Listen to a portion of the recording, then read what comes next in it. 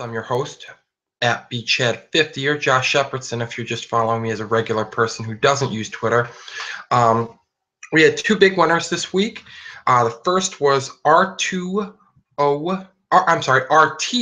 Rain at FanDuel in the $4 million FanDuel Million, and they won $500,000 by scoring 229.18 points with a unique lineup. And the big winner in DraftKings Millionaire Maker was Skeener917, who posted a whopping 271.14 points. And those were your big winners this week. And other than winning, there weren't a ton of similarities between these two gamers, as the lineups were quite different between the two. There were only 3 overlapping players between rosters.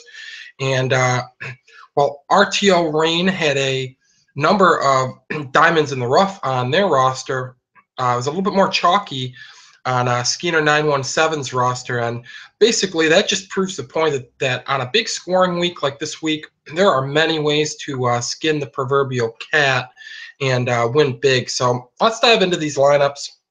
RTO Rain started right at the top with Cam Newton as a low-owned diamond in the rough, 2.2% ownership against the Green Bay Packers. The Panthers were dogs in that game, and Cam Newton put the team on his back as he's done most of the season, and went off. He threw for 3 touchdowns, ran for another, added 297 yards through the air, and a 57 on the ground. And basically, that is what Cam Newton can do for you in GPPs, is score points with his arm, score points with his leg. He is a well-rounded player who can really do it all. And the state of that Panthers offense pretty much puts a heavy burden on him every week. Doesn't mean he's going to deliver every week, but as you can see, this week certainly did. And that was one of the keys to this winning lineup. Next up was another low-owned diamond in the rough, and another veteran player who, throughout much of his career, has done it all for his offense, and that's Adrian Peterson. Showdown with Todd Gurley, and Peterson got the better of Gurley in this contest, rushing for 125 yards and a score on 29 carries. And just for laughs, added 18 yards receiving on a couple of receptions as well. Very talented defense he ripped that yardage off against, and that's likely the reason he was only 3% owned. But RTO Rain didn't care about the tough matchup, went with the talented back that was going to get the workload, and lo and behold, Adrian Peterson delivered. Next up was one of the 2 chalky picks on this roster, and there were only 2 chalky picks. But this one was DeAngelo Williams, and it's a good thing that RTO Rain went with the chalk, because DeAngelo Williams went off this week for 37.5 FanDuel fantasy points, totaled 225 yards from scrimmage, and 170 of those on the ground, and 55 through the air, and scored 2 touchdowns. That is a monstrous effort. At $6,500, the price had not caught up to the fact that DeAngelo Williams was filling in for an injured Le'Veon Bell. Still a little bit more reflective of the fact that Williams has been a backup most of this year, save for the 2 games early in the season where he started while Le'Veon Bell was suspended. Next up is Randall Cobb, another low-owned gem. Not a huge scoring output, 17.9 fantasy points, but a 499 in one line was plenty good enough against a very talented Panthers defense. The talent in that backfield, or that defensive backfield, is likely why a number of players stayed away from Randall Cobb. Certainly a reason why I stayed away from Cobb on most of my rosters, but Cobb delivered. I mean, 17.9 fantasy points, certainly a solid effort. Next up is a incredibly low-owned option. Jordan Matthews was owned on just 1.4% of the rosters in this contest, and at $6,300 provided some salary relief, but also provided a big line thanks to overtime. In regulation, Jordan Matthews totaled just 6 receptions for 89 yards, which would be a fine effort. Nothing terrible, certainly not a goose egg or anything, but wouldn't have been enough to get this lineup to the top of the heap and winning a $500,000 prize. Nope. But what happened in overtime certainly got Jordan Matthews over the hump. 3 receptions for 44 yards and the game-winning touchdown, a 41-yard reception where Matthews basically did it almost all after the catch. 23.8 fantasy points at $6,300 makes for quite the value. And at 1.4% ownership was one of the key linchpins for this offense. Next up is Antonio Brown, who is the other chalk pick on this roster. And like teammate DeAngelo Williams was a huge hit for those who were in the chalk. Cost 8,700, was owned on just over a quarter of rosters. But even without scoring a touchdown, I'd say Antonio Brown delivered with 17 receptions for 284 yards on a staggering 23 targets. He didn't need a touchdown with that type of yardage production. 37.1 fantasy points on FanDuel. That is a difference maker right there. And let's just say Antonio Brown crammed in as much production in 1 week with Big Ben as he could. I don't know if he somehow knew that Big Ben was going to go back down again, but definitely got enough yardage crammed in that week to make up for the fact that he's probably not going to be playing with Big Ben for a few weeks now. Big Ben has a midfoot sprain that's going to sideline him at least this week. They have a bye coming up anyway, but could sideline Ben for a few more weeks. But Brown made the most of the opportunity to play with Big Ben again this week, and RTO Rain certainly was happy that the two made sweet music together this week.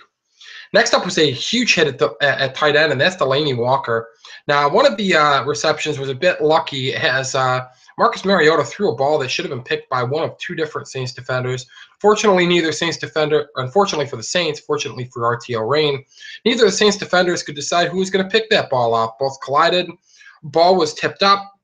Delanie Walker reeled in the reception and scampered to the end zone for a big score. Overall, Delanie Walker total 7 receptions for 95 yards and 2 touchdowns, and at just 6% ownership, that's a big line at a position where some people got burned. I mean, Rob Gronkowski did not have a huge week, and some of the other key players at that position didn't have big weeks. So with Delanie Walker going off and others at the position not turning in stellar efforts, big difference maker right there.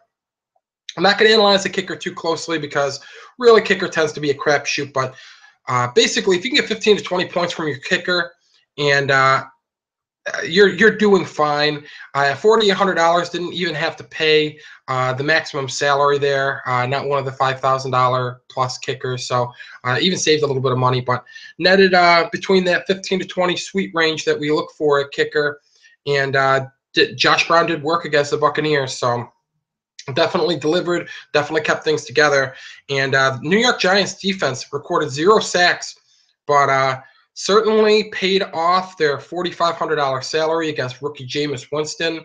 And at 1.9% ownership, did so at a low ownership rate. Even with the 0 sacks, they managed to force and recover 3 fumbles, and one of those was returned for a touchdown. So anytime you can get a defensive touchdown, your defense is probably going to pay itself off. In this case, that defensive touchdown came with time expiring, so that was something of a fantasy heroics. I mean, the game was in hand, not like Jordan Matthews' real game heroics, but ask RTO Rain if they felt like that Giants touchdown effort was heroic for their winnings. I would say that the answer is certainly a yes. Next up, we're going to look at the Millionaire Maker winning roster that was headlined by Marcus Mariota at quarterback, 1.8% ownership, despite a super soft matchup with the New Orleans Saints. The rookie absolutely torched him. Drafted as a dual threat quarterback, a guy who could throw the ball but also run the ball. Mariota hasn't really done much with his legs, and that extended to this game. But boy, oh boy, did he use his arm this week, totaling 371 yards passing and 4 touchdowns. In all, that's 36.34 fantasy points, and that is a difference maker right out of the gates at 1.8% ownership. Next up on this roster is Chris Ivory at $5,900. Fairly chalky play, 18.3% ownership, and the chalk was sweating this one as Ivory totaled just 26 yards on 23 rushing attempts, but saved the day with 2 rushing touchdowns and added 3 receptions for 22 yards receiving. So when it was all said and done, the rushing yardage was ugly. Not a banner effort from Chris Ivory, but the 2 touchdowns and the handful of receptions and receiving yards really helped him pay off his salary and kept this lineup atop the Millionaire Maker. Next up is one of the 3 overlapping players between these rosters. That's DeAngelo Williams, 20.1% ownership. There's not much else to say other than Williams went off this week. Has played very well as the starter when Le'Veon Bell's been unable to play, and that's probably going to continue to be the case. Next up is another overlapping player, and that's Antonio Brown. And while Antonio Brown's effort was really helpful on FanDuel. It's even more helpful on DraftKings, where there's a full point per reception. So that's 17 points just on the receptions alone. Also, get the yardage bonus at DraftKings. So that for cracking the 100-yard receiving threshold, got some extra points there from Antonio Brown. So came up just short of 50 fantasy points. And when you're flirting with 50 fantasy points at DraftKings, you're turning in a hell of an effort. Next up was one of the steals of the week at DraftKings. At $4,900, Michael Crabtree was grossly underpriced. Gamers didn't lose sight of that. 17.6% owned. Turned in a strong effort of 7 for 108 and 2 touchdowns. And that's the line of a stud, but the pricing of a scrub. So Michael Crabtree easily delivering as a value play and salary relief and playing at a superstar level. Next up is a superstar who didn't play like a superstar level this week, and that's Julian Edelman. 8.7% ownership, priced at $8,200, so you'd expect a little bit more than what he put in, but good enough for this winning roster. Brady only threw 39 passes in this game as they ran the ball quite a bit with LeGarrette Blount, and Edelman only had 5 receptions for 55 yards, but was able to save his fantasy line with a touchdown grab, which bumped his score into the fantasy scoring teens. So just enough to really keep this lineup right up at top. And I mean, every point counted. This winning lineup won by less than a full DraftKings fantasy point. So needed every little thing they could get. Next up is the final overlapping player between the two rosters, and that's Delanie Walker. And as I noted at FanDuel, Delanie Walker, analyzing the FanDuel lineup, Delanie Walker had a monster effort, and there were not a lot of tight ends that turned in big games.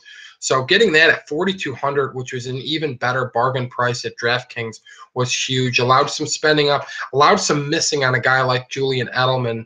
And I say missing somewhat loosely. You expect more scoring from Edelman, but allowed that slight misstep to not throw this roster off from winning the Millionaire Maker.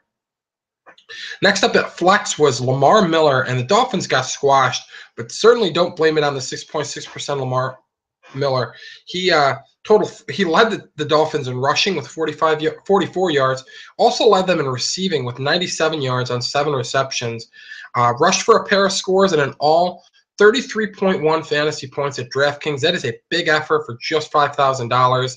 And what was a losing effort? I mean, if you told gamers what that final score was going to be, that 6.6% ownership rate for Lamar Miller would have been considerably less, but GameFlow did not hurt Lamar Miller. Lamar Miller still turned in a big effort. Finally, this roster was capped off with the defensive special teams, the Philadelphia Eagles. And while they didn't exactly hold Matt Castle in check, they actually served up 27 points, which is surprising. They made up for it by recording 4 sacks and a pick 6.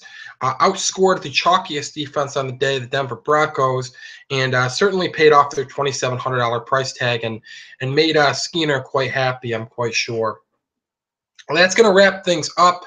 These are your 2 big winners for this week, and if you'd like to be the big winner next week, I would advise checking out the content at dailyfantasycafe.com. We've got some awesome tools such as Colossus, our lineup optimizer. We've got a stack generator, and we've got our projections. And all of these tools basically run off of our projections, and they're going to help you build some big lineups. And we've also got some articles to dive a little bit deeper into the game theory side of things, maybe let you know which players are going to be under-owned, what diamonds in the rough you might be looking for, breakdowns at every position. So check out the content this week, and hopefully next week it'll be your lineup that I'll be discussing.